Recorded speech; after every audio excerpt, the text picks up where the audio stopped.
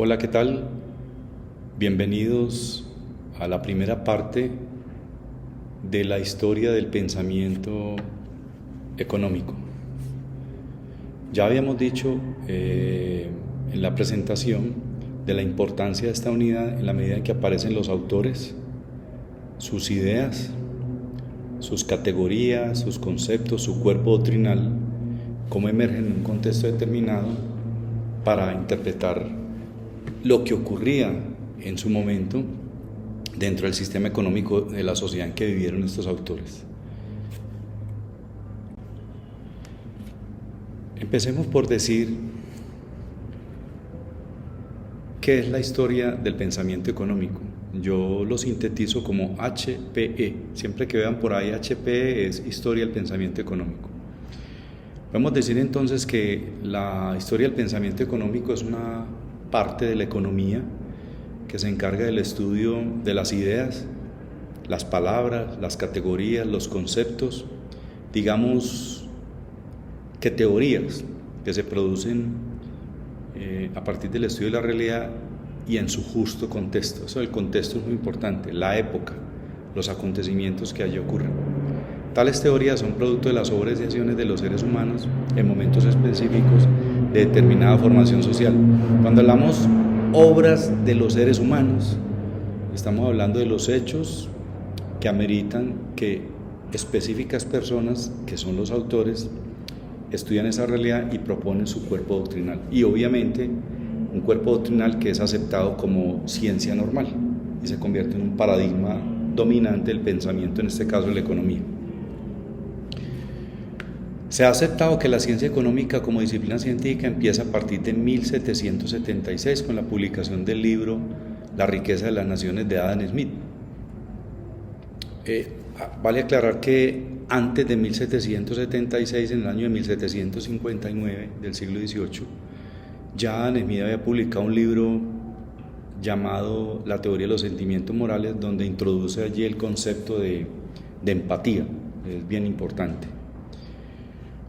A pesar de que se reconoce a Adam Smith como el padre de la economía, el fundador de la disciplina científica, hay otros autores que piensan que el padre de la economía no es Adam Smith, sino que es Richard Cantillon. Uno se pone a ver el libro de Murray Rothbard, este libro, y ahí encuentra unas citaciones de Rothbard con relación a William Styles Jevons, quien señala que el trabajo de Cantillon fue el primer tratado de economía. Para Charles Guide, experto en temas de historia del pensamiento, anota Rothbard en su libro, Richard Cantillon fue quien escribió el primer tratado de economía política. Y para Friedrich Hayek, según Rothbard en el mismo libro, un economista que podríamos ubicar en la escuela en la escuela austriaca de economía, en la escuela marginalista, Richard Cantillon llegó a ser la primera persona que pudo sistematizar todo un trabajo en el campo de lo que llamamos la ciencia económica. Hay otro autor, Thomas Seelhaase, un libro que publicó él en el 2014 que se llama Economía del bien y el mal. Y para este autor, los orígenes de la economía hay que encontrarlos mucho más allá del siglo XVIII, y él habla de los mitos antiguos.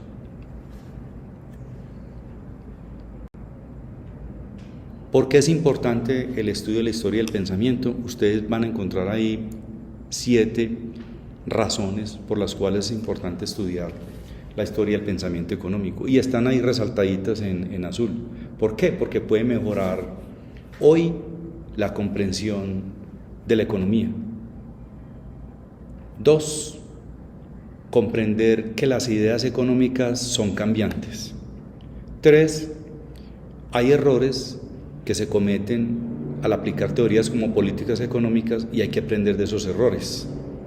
Recuerden que el laboratorio de aplicación de teorías económicas bajo la figura de políticas económicas o políticas sociales es la realidad misma. No hay un laboratorio previo en el que uno experimente un modelo para descartar los errores. No, es la misma realidad. Lo otro, como cuarta razón, es que permite que no haya una exclusividad en el sentido de una verdad que se impone como única, y que hay un saber, a unas técnicas de gobierno que obedecerían, digamos, a ese saber, a esa episteme, y que se impone en la sociedad como única opción. No, lo bueno es que, por lo menos en las economías democráticas, podemos, como se señala en el cuarto punto, tener una mirada mucho más abierta, mucho más flexible, mucho más participativa, mucho más consensuada del manejo de las políticas económicas y sociales que representan una determinada teoría. Una quinta razón es que la sociedad puede establecer unos objetivos y unas metas elegidas, es decir, por un gobierno representativo de la sociedad. Decimos que mediante mecanismos democráticos, y que esos objetivos sean coherentes con las medidas de política económica y social en respuesta a una teoría que se esté aplicando en su momento. Pongo un ejemplo. En Colombia hasta el 90 tuvimos la vigencia de un modelo teórico llamado keynesianismo, y de ahí se derivaron políticas económicas y sociales, y lo que podríamos llamar un modelo de ocupación territorial. Y a partir del 91, con la Constitución nueva, ya emerge una nueva teoría, que es el neoliberalismo, y a partir de ahí surgen una serie de medidas económicas y sociales que rigen y todavía se aplican. Pero hoy podemos decir que hay una mezcla de esas dos teorías, y en la práctica las políticas económicas y sociales responden, digamos, a las dos, con la salvedad de que se impone la teoría neoliberal. Una sexta razón es que contribuye el estudio del pensamiento económico, de esas ideas, a establecer políticas públicas para mejorar el bienestar de la población, en la perspectiva del bien común. De hecho, en la Constitución colombiana habla de la libre concurrencia en el contexto del bien común. Eso es bien interesante. Y yo siempre he dicho, como séptima razón, que la esencia del estudio de la economía está en la historia del pensamiento económico. Por eso en la primera unidad, cuando hablamos de aspectos conceptuales del curso, esos conceptos están aquí, en las ideas, en el pensamiento de todos estos teóricos que vamos a ir viendo a lo largo de esta segunda unidad sobre historia del pensamiento económico. Quiero advertir que, como lo vamos a ver más adelante, hay unos enfoques de la economía: el enfoque dominante, el enfoque sustantivista, el enfoque de marxista y el enfoque de la economía civil. En esta diapositiva ustedes van a encontrar todos estos autores que se señalan ahí, como Leonardo Bachetti, Luino Bruni, Massimo Carmelli, Stefano Samagni. Son autores de un libro publicado en el 2020 denominado Manual de Economía Civil. Ese es un enfoque de la economía, así como los otros que les mencioné. Y aquí hay unas palabras que las traigo para esta sesión a propósito de ideas, de pensamiento, de categorías, de conceptos, en las que estos autores ponen en consideración o ponen en cuestión las categorías con las que trabaja la economía convencional, la economía ortodoxa, que es el primer enfoque que llamamos enfoque convencional de la economía. Desde Adam Smith hasta John Stuart Mill, dicen ellos, con lo que llaman el paradigma de la economía o escuela clásica, se estableció en la época de la Revolución Industrial este modelo teórico, y reflejaba, digamos, ese modelo teórico, de acuerdo con estos autores, de manera muy precisa, las características económicas de esa época, en el siglo XVIII en Inglaterra. Después nos dicen aquí que el posterior surgimiento y triunfo de las economías neoclásicas ya en el siglo XIX, 1890, con la publicación del libro Principios de Economía de Alfred Marshall, otro inglés. Y aquí nos mencionan que va desde la revolución marginalista de 1870 hasta la revolución keynesiana que empieza en 1929-30, con la publicación posteriormente del libro de Keynes en 1936, y continuó en paralelo a la segunda revolución industrial y muy concretamente a la enorme internacionalización que se produjo hasta la Primera Guerra Mundial. Después el paradigma teórico keynesiano se convirtió en la respuesta más eficaz para la crisis del 29, desde un punto de vista tanto conceptual como práctico, y más generalmente a la incapacidad de mostrar el mecanismo del mercado de autorregularse y propulsar el sistema económico por sendas que se dirían al pleno empleo. ¿Qué es lo que están diciendo aquí estos autores? Que la teoría convencional estuvo vigente con predominio hasta 1929, y esta teoría creía que el mercado resolvía todos los problemas, pero no fue capaz de resolver la crisis. Entonces tuvo que venir un nuevo modelo como el keynesiano para resolver esos problemas de la época, y entonces ya se impone. No quiere decir que las ideas de la escuela clásica o liberal no desaparezcan o desaparezcan mejor, no siguen, hay continuidad de esas ideas, pero ya tienen predominio las ideas keynesianas. Nos dicen estos autores que en la situación actual hay nuevos problemas, y estos problemas de hoy eran desconocidos en tiempos pasados. Entonces dicen aquí que existe hoy la necesidad imperiosa de fomentar nuevas ideas, sobre todo entre los jóvenes. Lo que nos están diciendo aquí es que necesitamos nuevas categorías, nuevos conceptos, nuevos principios de la teoría económica para comprender, para interpretar, para explicar, para dar cuenta de los problemas actuales. O sea, no podemos seguir explicando la realidad de hoy con viejas categorías que fueron fundadas en el siglo XVIII para atender los problemas de la época.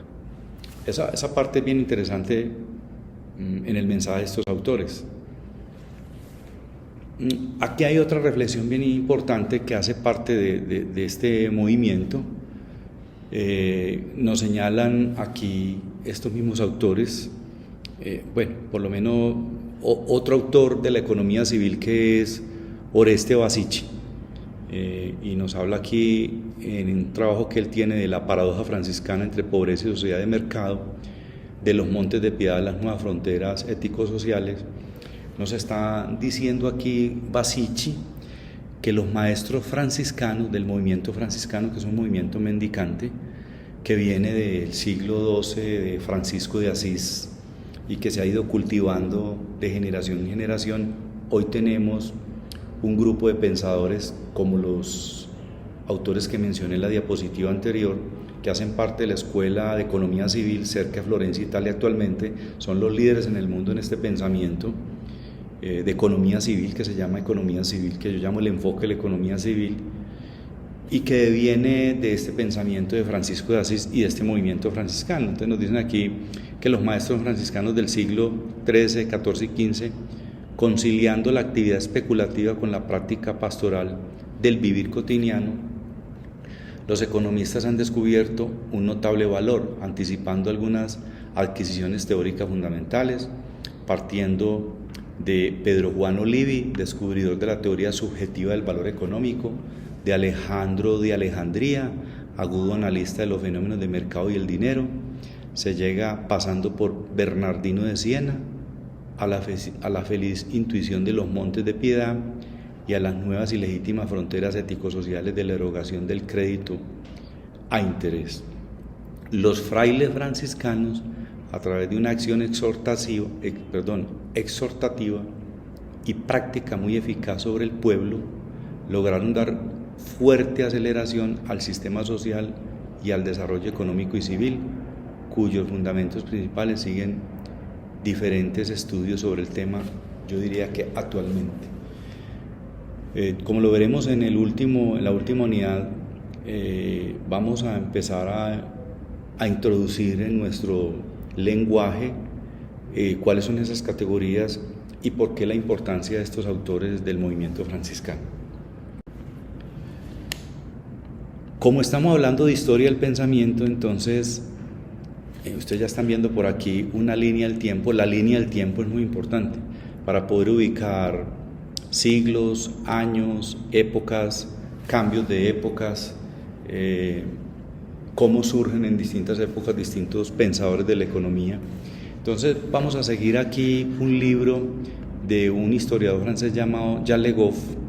Es un historiador experto en la época medieval, y él tiene un libro que se llama ¿Realmente es necesario cortar la historia en rebanadas?, del Fondo de Cultura Económica. Entonces, aquí cuando hablamos de periodos, recordemos que hay, digamos, dos tipos de tiempos: el tiempo cronológico y el tiempo histórico. Es muy importante. El tiempo cronológico tiene que ver con los siglos y los años. Siglos y años. En economía es importante los siglos y los años.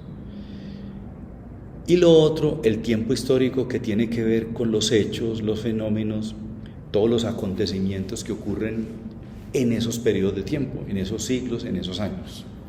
Eso es muy importante. Tiempo histórico y tiempo cronológico. Algo interesante para que ustedes también identifiquen, además de estos dos tiempos, es lo que llamamos que hay hechos que se repiten a lo largo del tiempo. Hay hechos o fenómenos que se repiten a lo largo del tiempo, entonces llamamos que son hechos sincrónicos. Ocurren con frecuencia en determinados periodos de tiempo, los mismos hechos. Por ejemplo, el problema de la pobreza, el problema de la guerra, el problema de la desigualdad, el problema de la asignación. Entonces son fenómenos o problemas que uno siempre ubica con frecuencia. Entonces son hechos sincrónicos. Y cuando hablamos de hechos diacrónicos, significan que son hechos que solo ocurren en determinados momentos, en determinadas épocas. Hechos diacrónicos.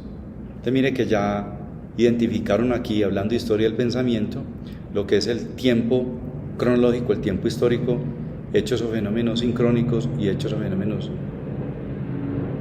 diacrónicos. Hay una cosa bien importante, y es otra palabra que se suele usar mucho, que es anacrónico. ¿Cuándo un hecho es anacrónico? Yo puedo decir lo siguiente: Adam Smith un día salió de su casa a la universidad con su tableta, tratando de leer de la nube unos artículos de Ricardo, tratando de localizarlos en la nube.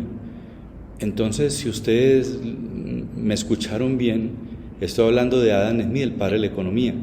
Estoy hablando de entre 1759 y 1776, y estoy hablando que salió de la casa para la universidad y leyendo una tableta y hablando, tratando de buscar unas aportaciones teóricas de Ricardo, su contradictor en su época, en la nube. Eso es totalmente anacrónico, porque en esa época ni se utilizaban tabletas ni habían datos en la nube. Entonces esos son casos de hechos anacrónicos. Entonces, siguiendo con la idea que nos propone Le Goff, él nos dice que estos son apartes del libro de él, que muy importante que los periodos que resulten, ustedes pueden leer literalmente ahí el mensaje de él, pero él nos sugiere que los periodos, digamos que es una buena categoría para cortar el tiempo en rebanadas. Periodos, o sea, y por aquí nos dice, es muy importante periodizar el tiempo es muy importante clasificarlo de esa manera.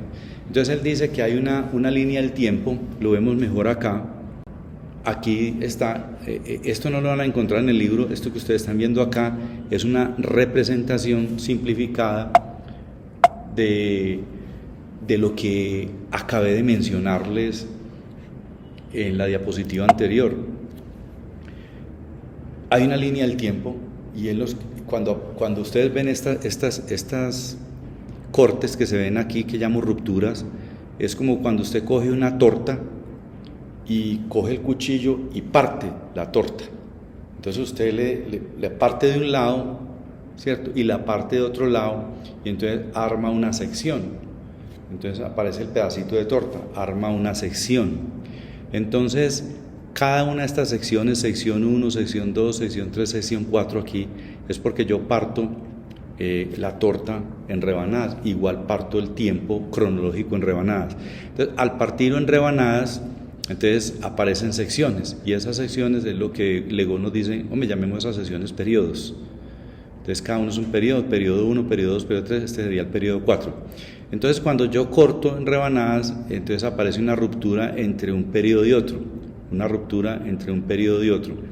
Esas rupturas él las llama transiciones de un periodo a otro, transición del periodo 1 al periodo 2, del periodo 2 al periodo 3, como decir la transición de la época antigua a la época medieval, la transición de la época medieval a la época del capitalismo, ¿cierto? Entonces van apareciendo, digamos, esas transiciones y esas secciones que son periodos. Entonces esos cortes son transiciones de un periodo a otro. Entonces los cortes que hacemos nos permiten abrir secciones que son periodos. Y al hacer el corte, entonces aparece corte A, corte B, corte C, es lo que llamamos transición de un periodo al otro. Ahora, esas transiciones pueden ser continuas o discontinuas.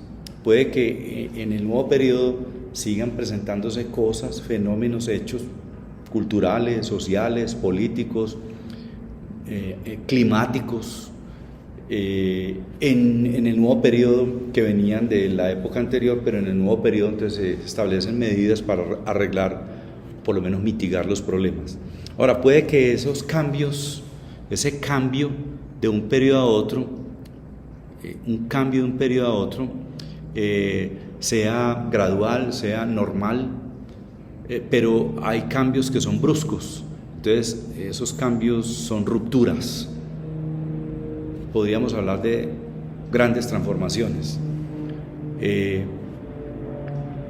Lo otro que podemos decir es que, aunque aparezca el tiempo cronológico como lineal, nos advierte el ego que el tiempo, por eso esta forma acá punteadita, el tiempo no es propiamente lineal, sino que tiene oscilaciones.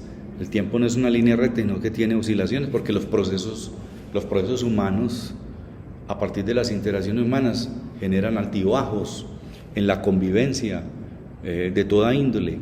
Entonces el tiempo tiene más bien esta fórmula de fluctuaciones, ¿cierto? Fluctuaciones.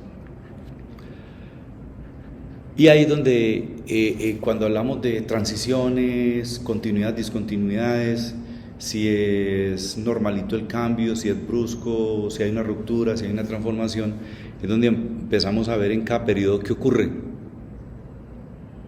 en cada periodo cronológico qué ocurre. Entonces, cuando hablamos del tiempo histórico acá, el tiempo cronológico es el tiempo que nos interesa a nosotros de años y siglos. Más adelante vemos que los trimestres también son importantes, los meses también es importante, pero el tiempo histórico es el tiempo de los eventos, de los actos, de los hechos, de los acontecimientos epocales, producto de esa relación entre las personas y de estas con su entorno, su territorio. Y ya explicamos lo que es el tiempo diacrónico, cuando un evento se presenta ocasionalmente, y el sincrónico cuando se presenta con frecuencia, ¿cierto? En momentos cronológicos.